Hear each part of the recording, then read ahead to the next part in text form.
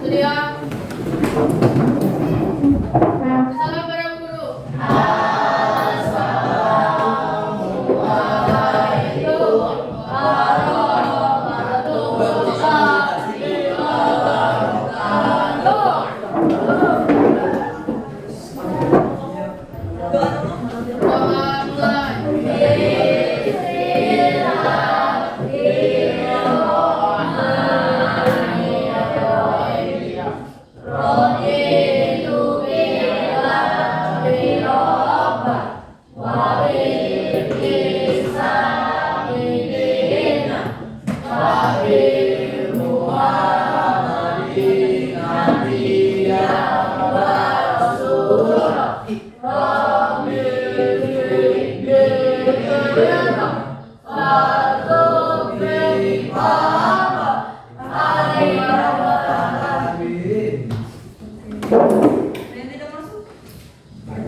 Doa mulai.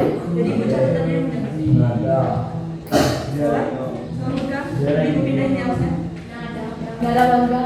Nada keterangannya? Nada bang. Oke. Ada lagi? Tambah sakit. Sekolah tambah sakit. Devi sakit. Aku sakit. Jadi Sakit. Ada lagi? Bella izin. Tiara ini. Bella izin. Tiara ini mana tuh? Belinda sakit. Sakit. Lagi sudah? Tiara sudah. Oke,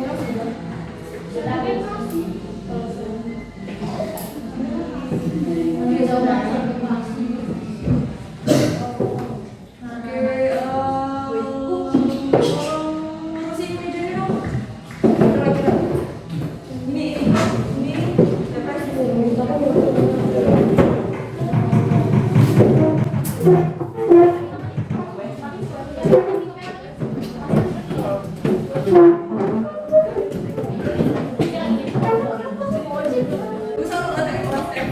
salah satu orang yang bersih.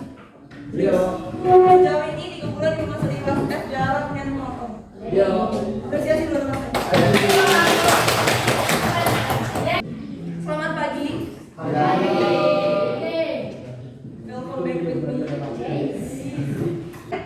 Kemarin ibu sudah kasih kalian catatan dulu. Materinya ada yang ingat tentang apa judul besar di atas? No? Ada yang kemarin? Oke.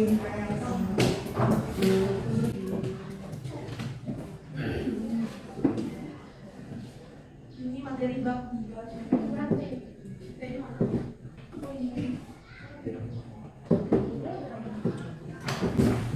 Jadi sebelum kita bahas tentang hikayat, aku mau menyampaikan dulu tujuan dari kalian mempelajari teks hikayat. Kan kalau anekdot kemarin tujuannya adalah diharapkan kalian mampu menyampaikan pendapat, entah itu kritik, protes, ketidaksukaan, atau apapun itu dengan cara yang baik dan benar. Contohnya anekdot. Nah sekarang hikayat tujuannya adalah agar kalian mampu menganalisis apa itu hikayat, unsur intrinsik dari hikayat, kaidah kebahasaan teks hikayat, dan nilai-nilai dari teks hikayat. Dan diharapkan kalian mampu menerapkan atau menerapkan di kehidupan kalian sehari-hari nilai-nilai yang kalian dapatkan dari teks hikayat. Sekarang buka catatan yang dibuat kemarin. Ada yang ingat? Yang dicatat? Ada catatan LKS boleh? Mulai dari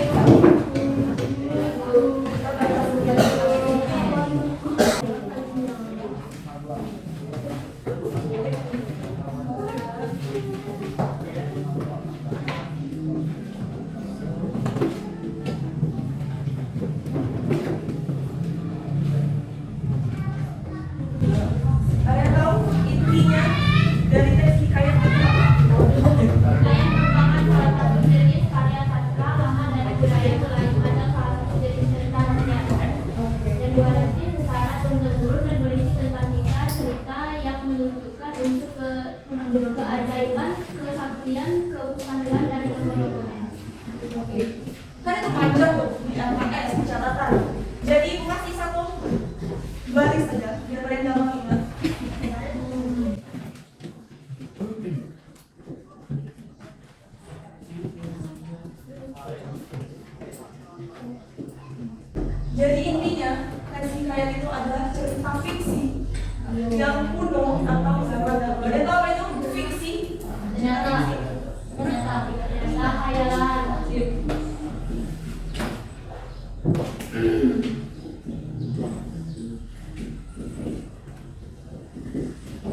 Jadi hikayat ini adalah cerita hasil khayalan, karangan imajinasi seseorang zaman dahulu. Selanjutnya ada tujuan. Tujuan teks hikayat, lihat catatannya. Sebagai menghibur. Tujuan teks hikayat ini kan teks hikayat ini buat zaman dulu. Kalau zaman dulu tujuannya digunakan adalah untuk hiburan, bisa diajarkan kerajaan, untuk hiburan, menghibur lara, atau jadi penyemangat.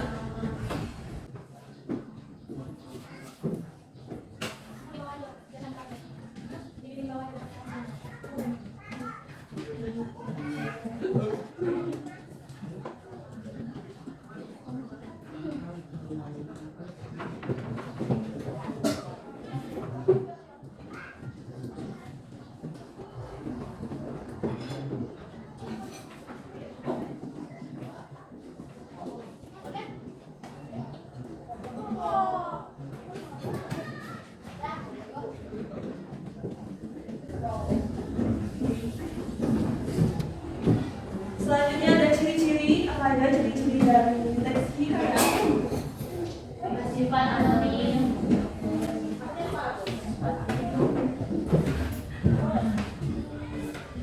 Mengandung hal-hal cepat sekali.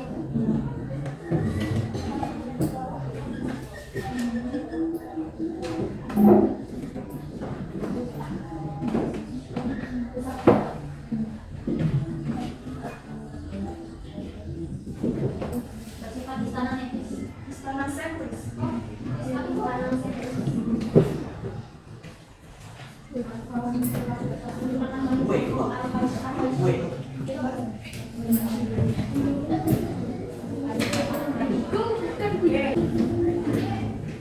Ciri-ciri dari hikayat yang pertama itu anonim. Siapa pencipta atau pengarang teks hikayat tidak ada yang tahu, alias anonim. Karena apa? Karena dulu hikayat itu hanya disampaikan dari mulut ke mulut. Misal dari Randy diceritakan ke anaknya, diceritakan lagi ke cucunya, ke cicitnya. Selalu seperti itu sampai pada akhirnya sudah mulai ada tulisan, baru ditulis. Tapi karena zaman dulu belum ada tulisan, hanya disampaikan lewat cerita, jadi tidak ada yang tahu persis hikayat itu pengarang atau penciptanya siapa. Mustahilan, kira-kira apa? Mustahil untuk dilakukan. Tidak logis atau tidak masuk akal. Jadi hikayat itu berisi tentang cerita yang berisi kemustahilan, hal-hal yang tidak bisa masuk di logika kita atau tidak masuk akal. Misal tokohnya bisa terbang padahal tidak ada sayap, itu tidak logis tuh. Tokoh sakti dari judulnya itu sudah bisa dipahami kalau hikayat ini mengandung kemustahilan. Salah satunya tokohnya bisa terbang, berarti tokohnya sakti. Contoh lagi misal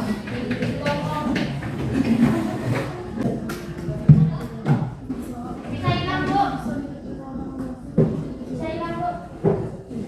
ada juga contoh bisa terbang, bisa hilang, bisa lagi, bisa hewan, bisa banyak kira-kira yang tokohnya sakti, tidak masuk akal, mustahil, itu termasuk hikayat. Istana sentris ini ceritanya bertemakan kewajiban. Temakan ada 3 tuh. Ada waktu, tempat, dan juga sama. Misal, kalau waktunya matahari terbit, matahari terbit, ayam berkokok pagi kan. Kalau matahari tenggelam, Malam.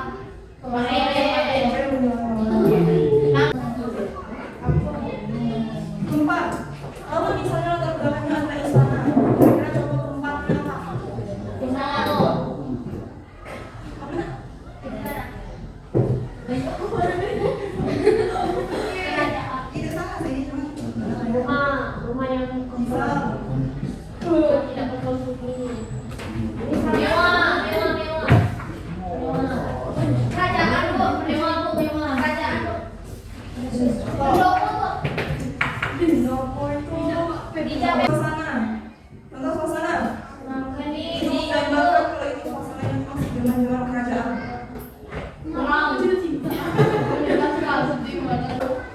misal pagi, sore,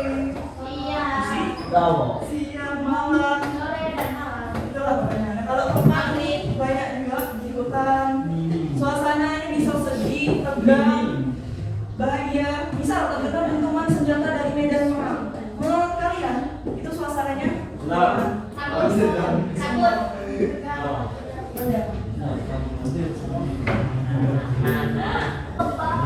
Kalau misal terdengar gelak tawa dari kelas UF. Oke, sama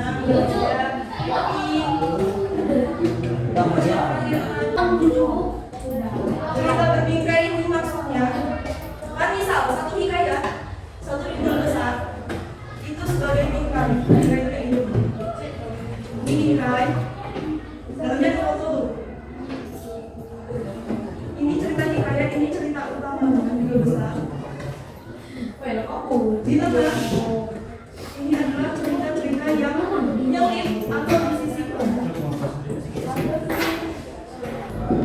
Nah, contoh sebuah cerita utama atau yang bingkai memiliki cerita lain di dalamnya. Banyak cerita hikayat 1001 malam itu bingkainya, cerita utamanya judul besar. Nah, di dalam cerita 1001 malam ini terselip cerita Aladin dan Alibaba.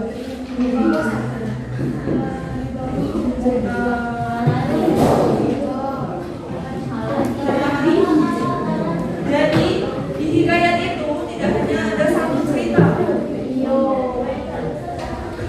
ada cerita utama dan ada cerita yang terselip di dalamnya. Paham? Oke. Lanjut. Selanjutnya materinya tentang unsur-unsur, bukan materi tentang unsur-unsur intrinsik.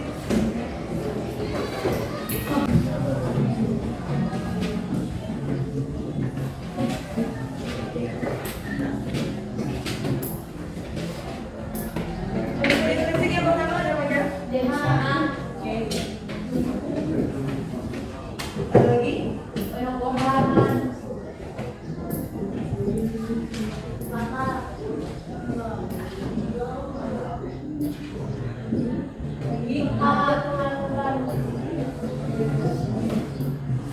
Akhir.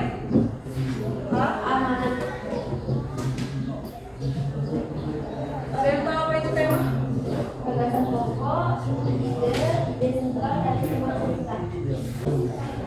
Singkatnya, tema itu adalah ide pokok dari cerita. Setiap cerita, setiap film atau apapun itu pasti mengangkat sebuah tema.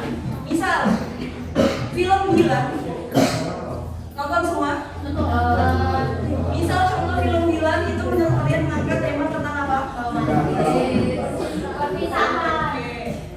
Jadi salah satu contoh tema itu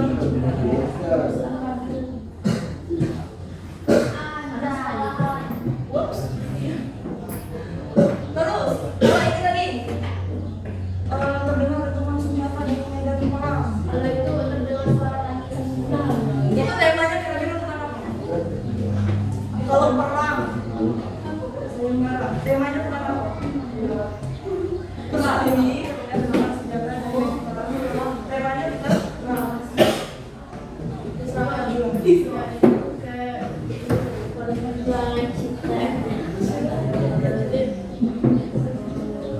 Misal ceritanya tentang isinya tentang ibadah, orang religius, ahli agama. Pokoknya ceritanya tuh intinya tuh selalu mengarah kepada ibadah. Menurut kalian temanya tentang agama. Apa?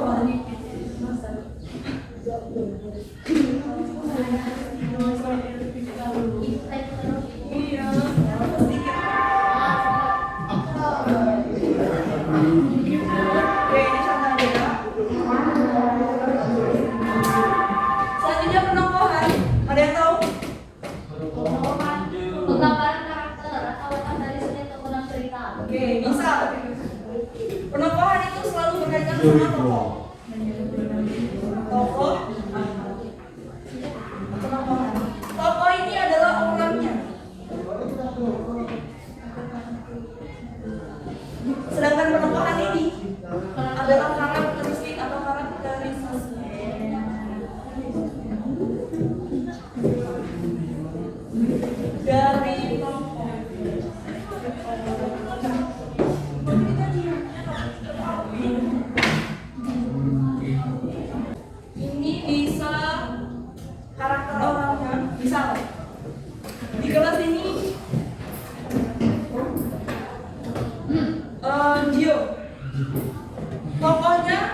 Gio. Pokoknya Gio. Penokohannya itu karakterisasi dari Gio. Menurut kalian karakter Gio itu seperti apa? Yang bagus bagus, yang positif, yang positif. Kan setiap orang tuh pasti ada plus minus, sisi hitam dan putihnya. Gue percaya itu. Ada manusia yang benar-benar nakal buruk, tidak ada. Pasti ada baiknya walaupun dikit. Buat sahabat doa. Oke, Boris.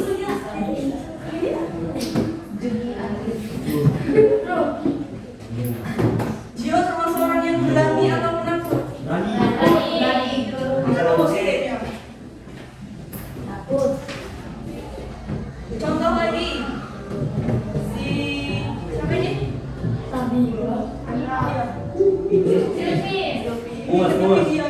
Oke, Silvi.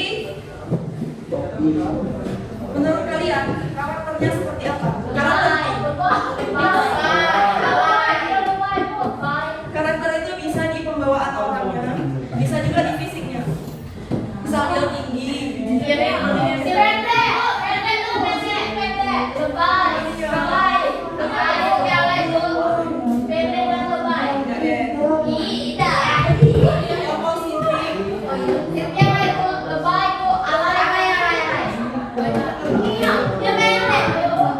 Kalau Gio humoris, Silvi kira-kira humoris apa? Kalau menurut ibu, sejauh ini dia pembawaannya lebih tenang, kalem, cari aman. Iya. Kan baru 3 bulan.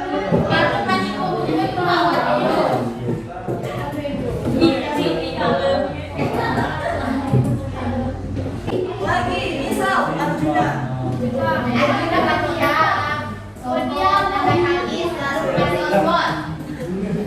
Oke, berarti masih ada baiknya kan? Oke.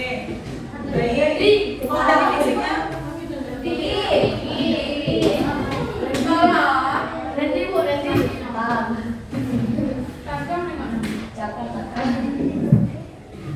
menurut kalian ganteng nggak Arjuna?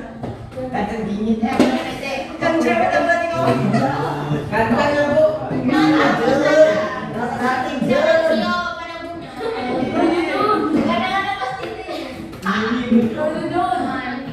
Menurut ibu lagi sombong dikit. Oke, itulah makanya contohnya. Jadi orangnya ini,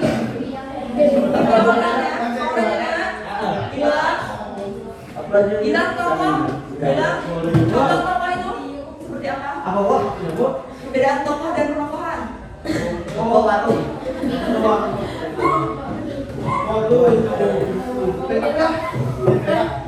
Bukan, ini bukan bangunan ya kan?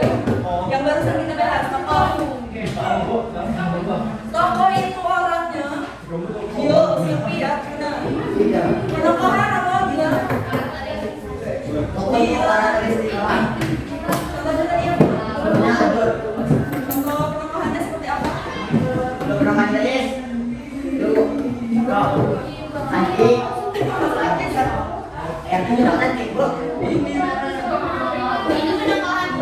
Oke. Jadi tokoh ini orang-orangnya, penokohan ini ada karakternya. Entah itu fisiknya, sampai badannya, pembawaannya, sifatnya, pokoknya bisa kalian lihat. Tuh. Lanjut lagi. Alur ini rangkaian peristiwa yang membentuk suatu cerita. Oke, alur ini adalah rangkaian peristiwa. Ini ada pengenalan tokoh. Contohnya pada suatu hari kedua kakak beradik Sri Rama dan Laksamana pergi mencari Dewi Sita. Kan biasanya dalam suatu cerita itu awal-awal pasti ada pengenalan dulu. Yang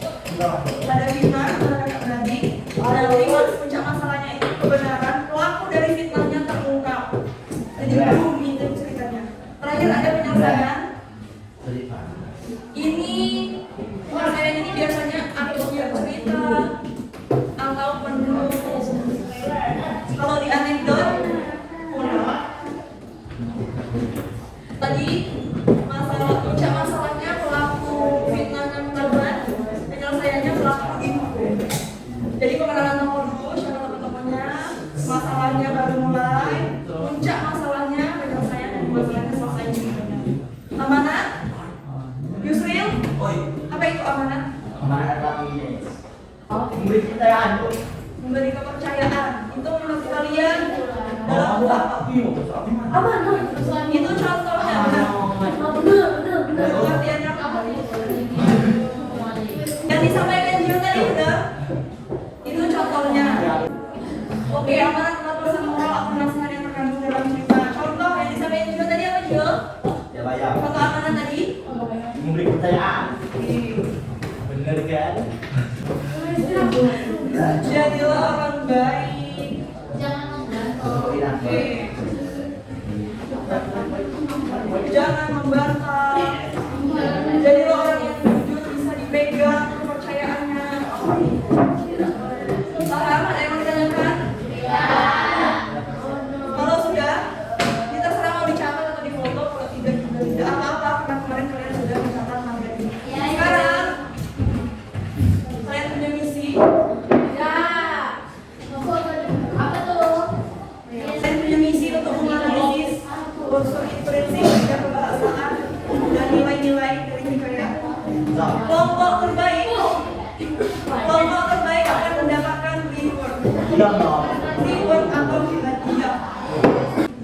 Nih, jangan dibuka, foto dulu. Nanti kalau yang sudah sudah?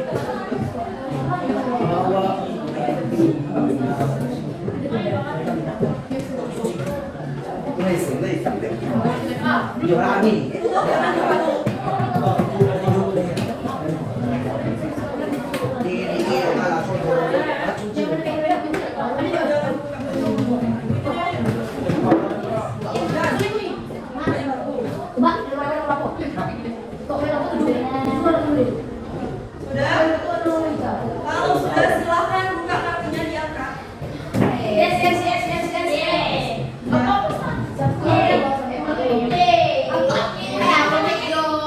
Oke. Jadi kriteria penilaian kelompok terbaik adalah pertama sportif alias adil, tidak pindah-pindah kelompok. Karena kalau pindah-pindah nanti tidak kondusif, jumlahnya tidak sama. Yang selanjutnya adalah teratur, tidak terlalu berisik. Boleh diskusi tapi jangan terlalu berisik sampai ganggu fokus kelompok lain. Lalu poin terbanyak ini adalah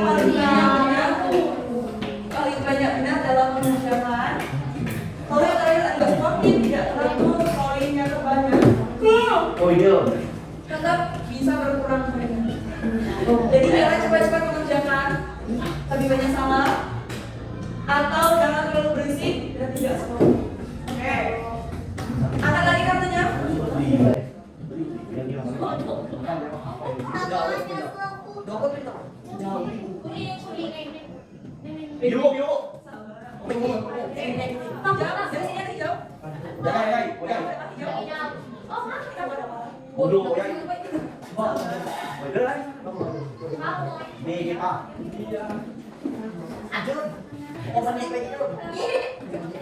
Dari sini ada hijau.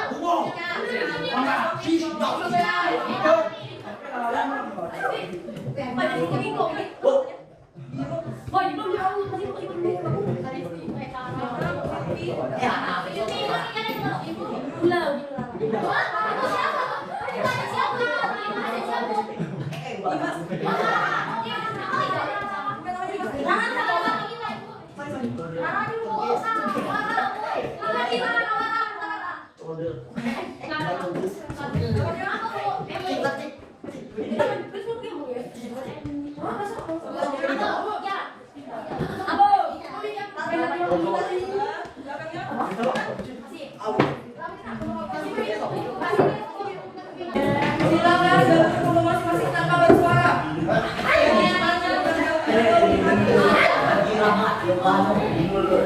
Yang bekerja tangan dan kakinya.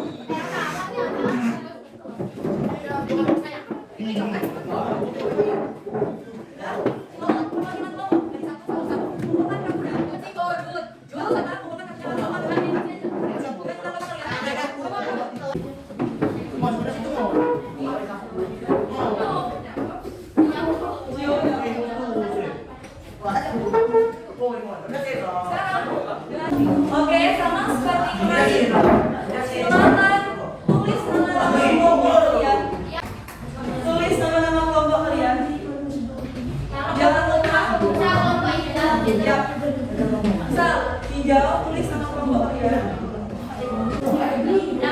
Sudah? Oke. Kalau sudah, silakan simpan handphonenya. Jangan sampai gagal fokus sama handphone. Ini ada cerita hikayat Pelanut Jenaka. Atau kalau bisa dilihat gambarnya itu cerita si kancil. Belakangnya kalian temukan analisis kata arkais. Silakan kalian cari kata arkais.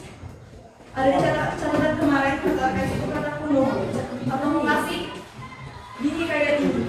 Misal syahdan, kata boleh. Silakan buka catatan dan LKS-nya. Hanya karena materi ada di sini. Oke. Kalian cari di cerita ini apa saja kata arkaisnya. Tulis di tabel. Bisa kata arkais yang pertama hatta. Nah, arti dari kata hatta itu apa? Terus misal syahdan, artinya apa? Kalian cari sebanyak mungkin. Ada dijelasin. Jadi kalian mengerjakan langsung di sini.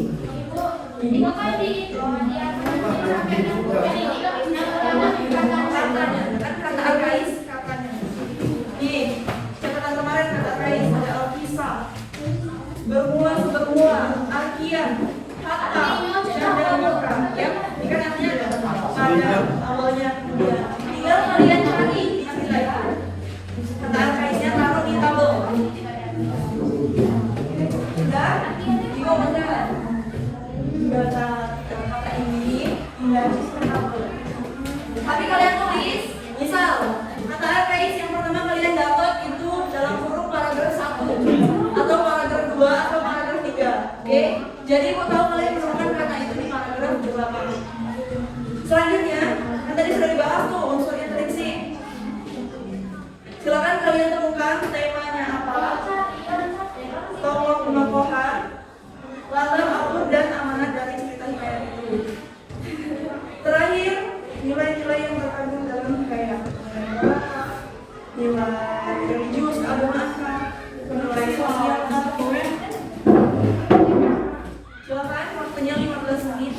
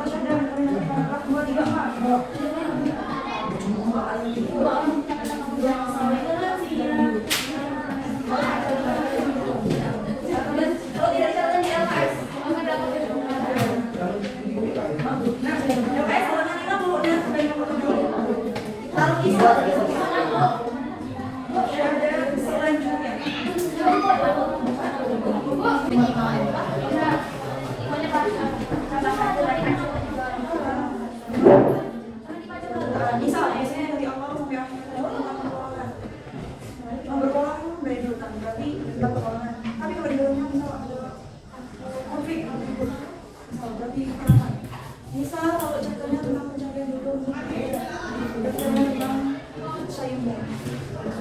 Jadi judulnya itu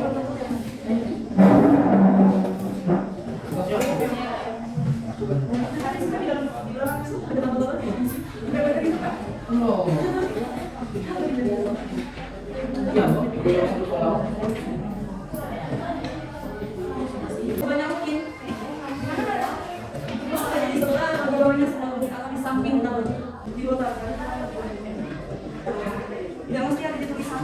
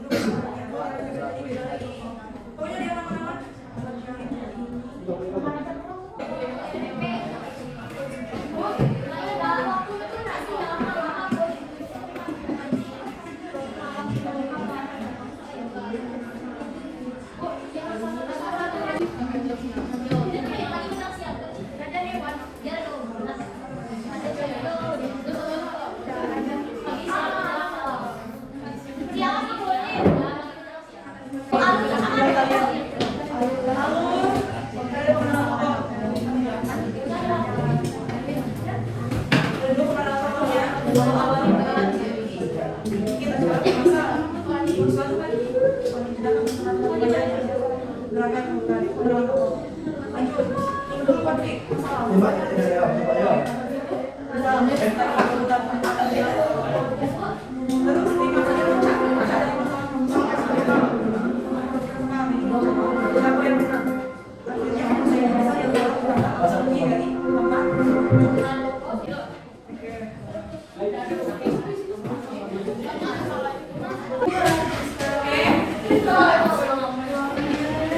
sudah simpan handphonenya. Terakhir untuk kelompok cuma tadi silakan presentasikan kalian aja kelompok kalian. Nanti kemarin perkenalan kelompok langsung aja bacaan hasil kerja kalian. Setelah itu pengumuman kelompok lagi, pembagian reward, terus penutupan. Ya, Bu. Jadi kalian jawab. Ya. Tahu, Pak Ustaz. Dulu kelompok. Bu, ini juga aku. Coba ini. Jangan lupa. Assalamualaikum warahmatullahi wabarakatuh. Waalaikumsalam. Perkenalkan kami dari kelompok hijau yang beranggotakan 7 orang. Kami akan mempresentasikan hasil diskusi kelompok kami tentang hikayat pelantung Sonaka, pelantung menundukkan raja gajah. Soal yang pertama adalah tentukan kata angkais atau klise, unsur intrinsik, dan nilai-nilai yang terkandung dalam hikayat tersebut. 1. Kata angkais dalam hikayat. Paragraf 1 dan 5.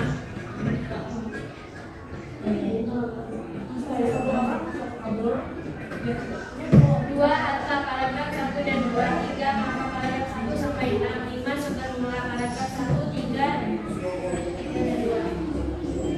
4 Al-Kisah paragraf 3.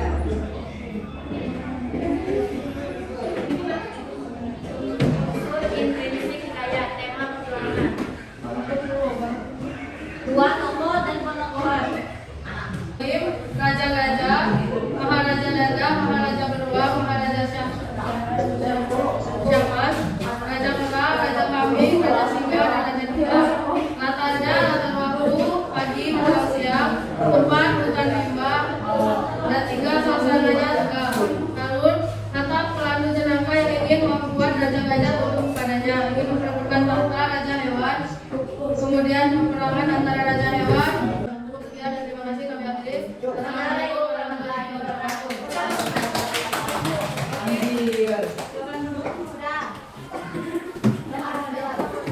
Jadi sudah ibu tulis semua poinnya. Untuk kelompok terbaik karena penilaiannya yang tadi mencapai. Sebenarnya untuk poin terbanyak itu di kelompok biru. Tapi kalian paling terakhir mengerjakan. Oke. Jadi maaf. Dan yang Bintang baik belok hijau. itu kelompok hijau. Karena kelompok hijau 27 poin dan paling cepat mengerjakan. Untuk kelompok kuning 22 poin.